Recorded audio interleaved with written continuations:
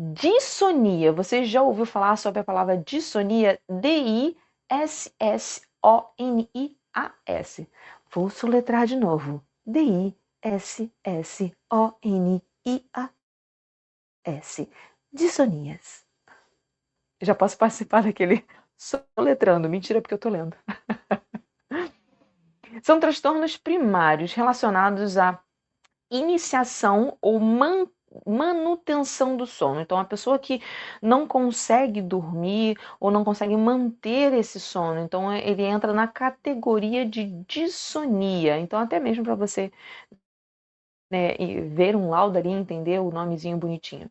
Né? Você não precisa gravar isso? Não, você não precisa gravar isso. Tá aqui, se você quiser, faz um corte disso aqui e manda para alguém. Né? Essa dissonia entra como os distúrbios de sono da qualidade, da quantidade e da regulação do ritmo de sono. Então, a pessoa ela pode ter, né, vários tipos de distúrbio de sono e ter dissonia junto. Porque a dissonia ela é o nome que se relata da iniciação, manutenção, né, deixa eu ler aqui, manutenção do sono, a sonolência e a sonolência excessiva. Deixa eu ler de novo aqui bonitinho, porque eu estava falando de memória, parei para ler gente, eu tenho dislexia, tá? Só para vocês saberem. Ler para mim e falar ao mesmo tempo é difícil, eu tenho que ler sem falar, sim, tem disso. Então, assim, dissonia são transtornos primários relacionados à iniciação ou à manutenção do sono, ou à sonolência excessiva, com distúrbios na qualidade, na quantidade ou na regulação de ritmo do sono. Isso é dissonia. Então, a pessoa que dorme muito, ela é dissônica? Sim, eu sou dissônica. Então, eu tenho esse distúrbio de dormir demais. Apesar de eu ter um sono não reparador, eu estou extremamente cansado o tempo inteiro e eu preciso dormir muito. Vocês gostaram de saber o que é dissonia?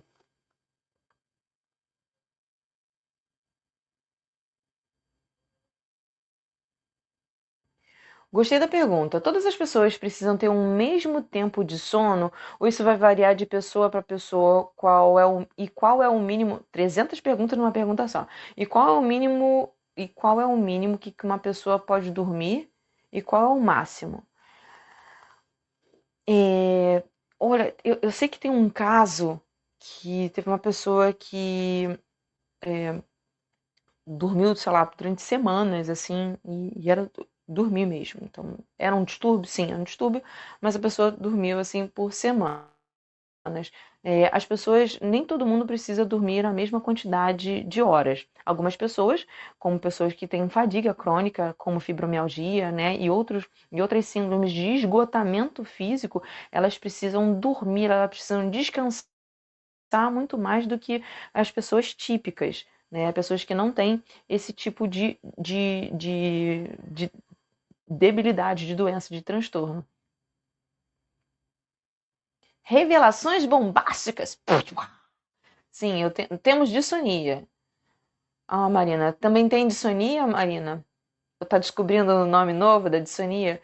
Gleice, eu durmo muito, eu tenho dissonia? Não necessariamente. Dormir muito não necessariamente é dissonia, entender a diferença em relação é, a algo que possa estar acontecendo na sua vida.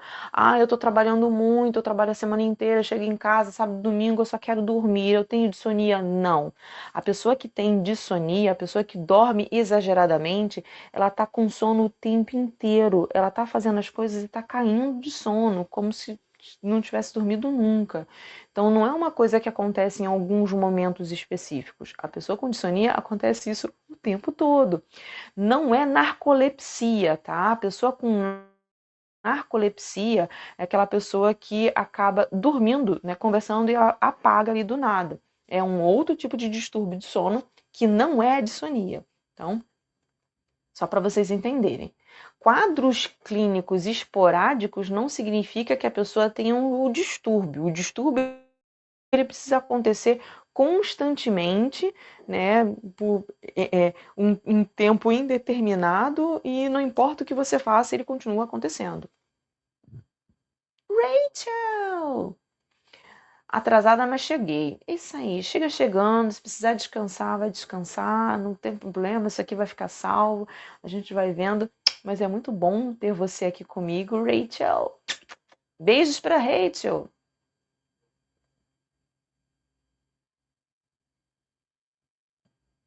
Olha, esse legal aqui, ó, uma perguntinha com exemplos vívidos. Depois que tive as convulsões, estou dormindo muito. Não sei se é por causa da convulsão, né, ou por causa dos remédios. Pode ser os dois, né? Podemos marcar todas as opções acima? Pode ser os dois, Rachel. Pode ser o desgaste físico, né? O seu corpo está tentando se reabilitar, como eu estava falando aqui no início da live. O sono ele é responsável por muitas funções, uma das funções é cardíacas, metabólicas, fisiológicas, né? Então, assim, ele está tentando se reestruturar, e também por causa da medicação. Talvez algumas dessas medicações, ela realmente queira que você durma também, né? Tem disso para poder se reestabelecer, para não se esforçar tanto. Então, tem essas duas amarras ali, né, que são importantes. Dormir é importante, apesar da sociedade e dos coaches dizerem que não, dormir é preguiçoso. Não, não é. Dormir é essencial para manutenção, né, do nosso corpo funcionante como ele deve ser. Vamos lá, isso aqui, ó. Parassonia. Vou soletrar. Parassonia.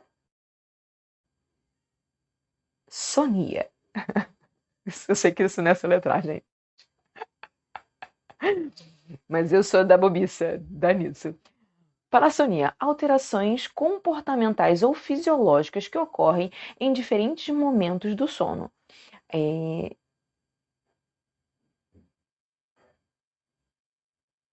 Nossa, eu copiei aqui. Ih, travou.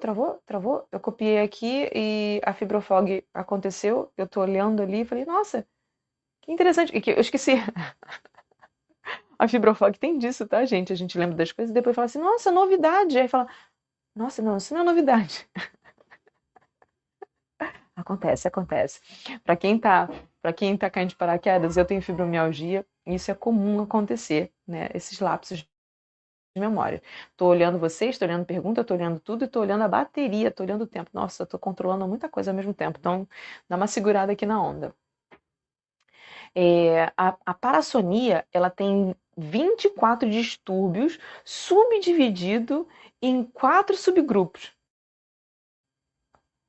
Entenda que uma coisa é a dissonia e outra coisa é a parassonia. Então, a parassonia são alterações do comportamento fisiológico que ocorrem em diferentes momentos do nosso sono, né? E esse grupo de parassonias tem mais de 24 distúrbios subdivididos em 4 grupos. Distúrbios, né, distúrbios do acordar, distúrbios de transição de sono para vigília, né? Sono para vigília é o momento de acordar, que são as pessoas que têm a paralisia do sono, que está ali dentro desse distúrbio. A parassonia é associada ao sono REM, exclusiva que acontece durante o sono REM, é aquela paralisia do sono. E outras parassonias que se enquadram alterações do sono como bruxismo, síndrome da morte súbita. Sim, gente, tem disso. É... E parassonia sem especificação, como algum tipo de distúrbio que não está enquadrado em especificações. Os distúrbios de maior prevalência é a insônia e a síndrome da apneia. Sim, gente. O outro distúrbio, né, que a gente tem muito conhecido, né, o mais conhecido de todos, é a insônia. E a síndrome da apneia obstrutiva é aquele ronco que a pessoa se engasga, né, não consegue dormir, que na realidade ao dormir a musculatura, né, desaba e a musculatura da glote desaba e ela acaba sufocando. Só para vocês terem uma ideia, eu quis trazer aqui os dados bonitinhos. Teve um estudo feito tanto nos Estados Unidos quanto no Brasil. Esse estudo que eu vou ler aqui tá, né, nessa pesquisa que eu vou afixar aqui embaixo. Ela não é recente, mas tem uma outra pesquisa mais recente que é mais assustadora ainda, tá? Essa pesquisa, se eu não me engano, era de 2007. Eu não vou precisar aqui porque eu não anotei, enfim, não é atual, mas depois eu vou trazer aqui a informação atual. Se estima que de 15 a 27%, né, das pessoas tem algum distúrbio relacionado, né, à insônia e à apneia do sono. Só para vocês terem uma noção desse número. 70 milhões de pessoas sofrem de algum tipo de distúrbio de sono nos Estados Unidos. No Brasil, essa estimativa de transtorno do sono na população em geral, aproximadamente 20 milhões de pessoas. 20 milhões de pessoas. Isso é um estudo que foi apresentado, se eu não me engano, foi em 2007, tá?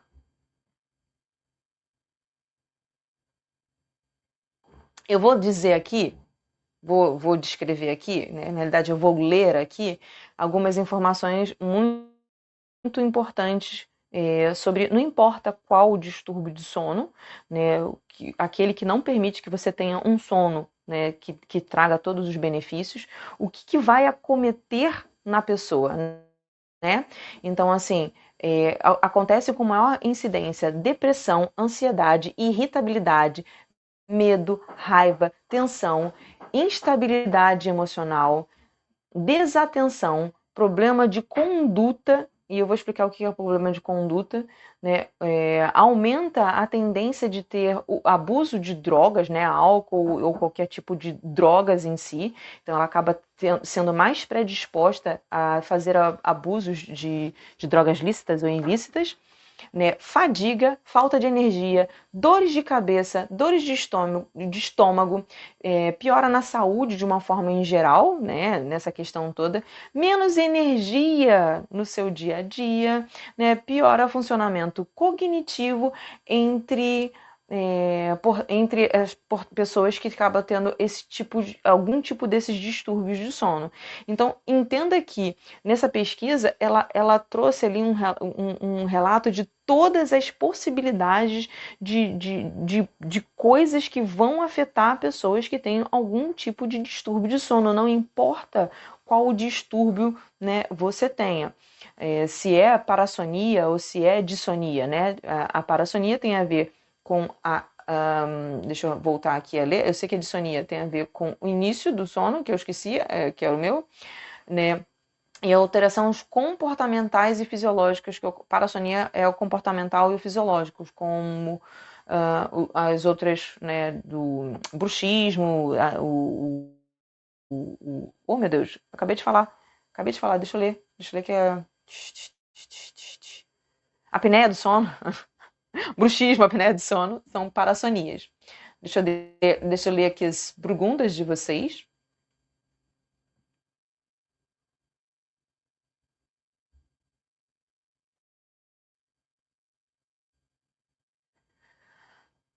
Quais Quais as coisas que podem proporcionar uma boa noite de sono para uma pessoa com fibromialgia? Nossa, são muitos fatores, né? O fator social é um deles, porque para soninha. Ai, essa piada eu entendi, né? De sonia para a sonia. Entendi. Então, assim, tem muitos fatores. O fator social é um deles, né? Então, entender qual é esse fator social para poder garantir um sono. Saber que a pessoa, ela não. Toda a parte que envolve garantir a segurança daquela pessoa é uma forma de garantir um sono. Saber que você consegue pagar as suas contas, saber que você vai ter ajuda e vai ter suporte. Então, assim, isso ajuda muito na questão do sono, porque a ansiedade, o medo, saber que você não vai ter suporte, não vai ter dinheiro para pagar as contas, não vai ter dinheiro para comprar comida, não vai ter condições de ir ao médico, isso tudo é muito estressante e isso acaba afetando diretamente o sono, né? Então, entender que para a pessoa com fibromialgia ou com qualquer outra síndrome debilitante ter um bom sono não é só pegar e deitar e dormir. Não é só fazer a higiene do sono e tirar o celular e desligar as luzes, né? Para garantir que haja um sono, um bom sono para aquela pessoa, não é só diminuir o quadro de dor, não é só entenda que são muitos fatores para garantir minimamente que haja uma tentativa de oferecer um sono com um pouco mais de qualidade para aquela pessoa. Eu tô com 17% de bateria. Eu vou fechar o meu microfone por alguns segundinhos, tá? Para poder não dar aqui uma microfonia nem nada. Mas fiquem por aqui que eu vou fazendo aqui a dança da Macarena com vocês, tá? Continue aqui comigo. Vão botando aqui as mensagens, as perguntas, que eu tô por aqui, só trocando de micro.